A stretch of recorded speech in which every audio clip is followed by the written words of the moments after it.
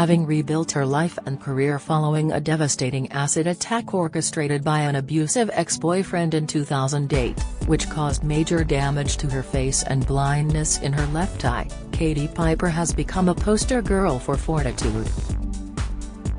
The model, television presenter and campaigner not only survived a horrifying experience that would have brought many to their knees, but she has also thrived, a testament to the power of positive thinking and determination. So it's refreshing, if unsurprising, to hear her philosophy that, when it comes to mental well-being and good health, there's no cure-all, no magic formula. Being open, transparent and honest about one's feelings is a start, she explains, but there's also the need to accept personal responsibility. I keep going back to the same thing with this, she tells me. While I believe there's absolutely not always a choice when it comes to mental health, and there are some things that are out of our hands, what we do always have a choice about is personal responsibility. If we want to be happy and feel energized, we've got to put in some effort ourselves. That's a refreshing message to hear these days when so many people believe feeling happy is a human right, perhaps even the responsibility of others, rather than ultimately being down to them as individuals. There is no magic wand, Katie, 39, who was awarded the OBE last year for services to charity and burns victims and appeared on Strictly Come Dancing in 2018, continues. You can't wait for other people to make you feel happy and content with life. You can't just expect things to get better on their own. Positive thinking is really important, but you've got to act on it, too. We need to be honest with ourselves, hold ourselves to account, ask ourselves difficult questions and act on the replies.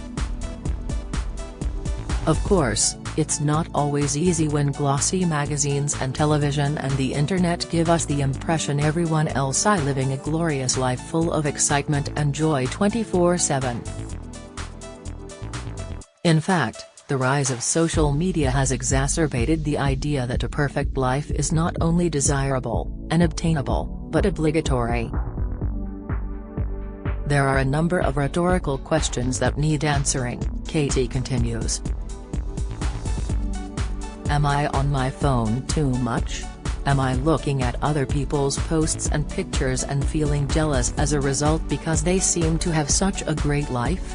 Social media is here to stay, and it's a boon in many ways, but it also has a downside.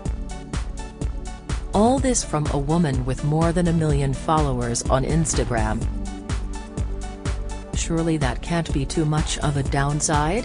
I'm very grateful for my followers, but nobody has a great life all the time, she explains. Real life isn't like that.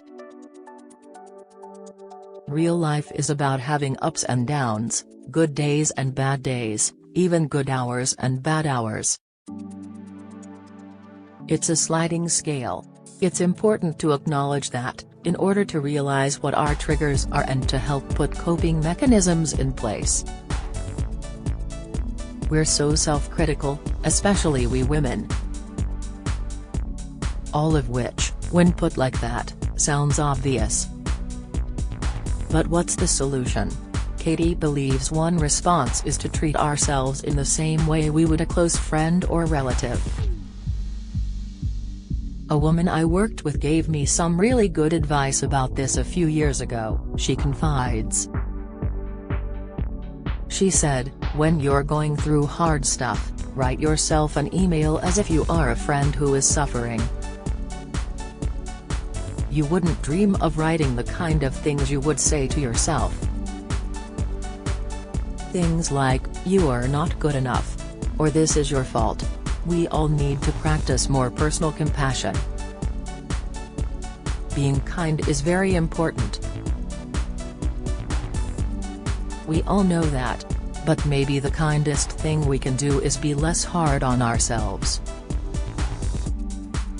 Katie is aware she's been hard on herself recently. This year she has been away in the US, filming a new series for UK TV called Katie Piper, Babies Behind Bars. Over 5 episodes, to be screened later this year, she meets female prisoners not only struggling to survive jail but also mothering babies born during their incarcerations. While each prison has a different approach to pregnancy and parenthood, few allow babies to remain behind bars. The series explores the ways women cope with the heartbreaking prospect of ultimately having to give up their babies while they serve their time. Katie, originally from Andover, Hants, loved the challenge of making the series. It reminded her of how she has suffered from some mum guilt of her own.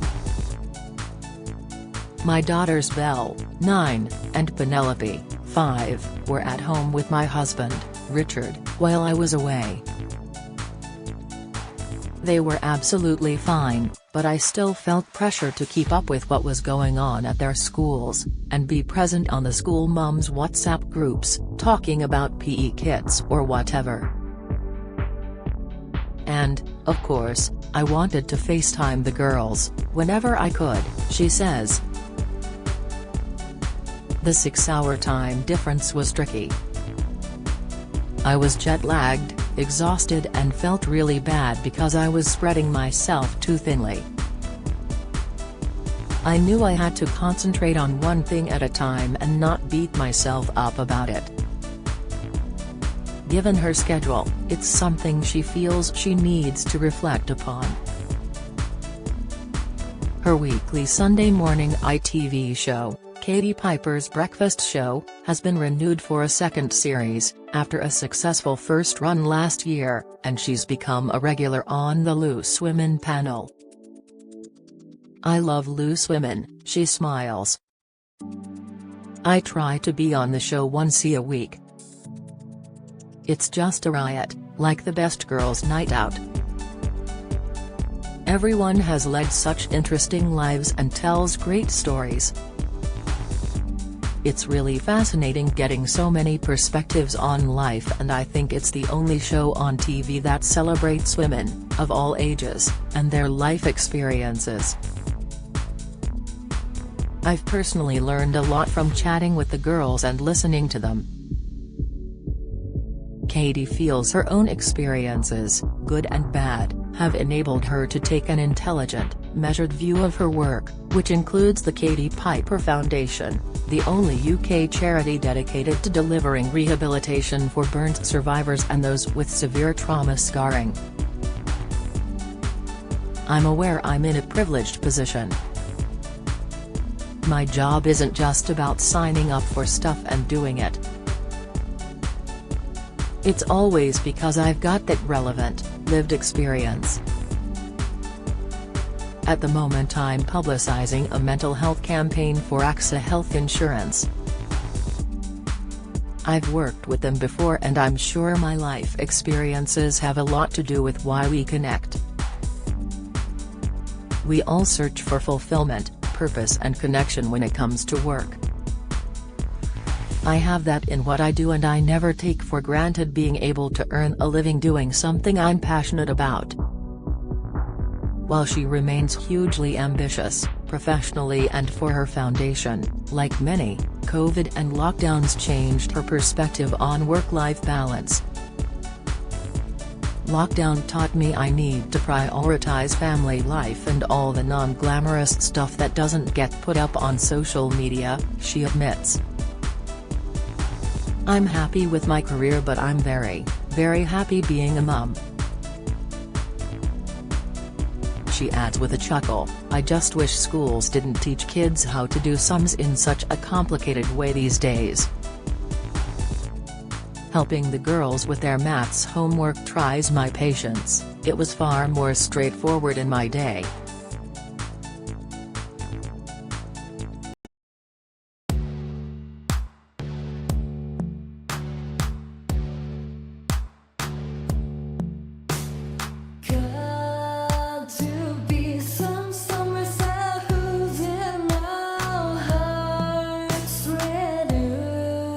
Come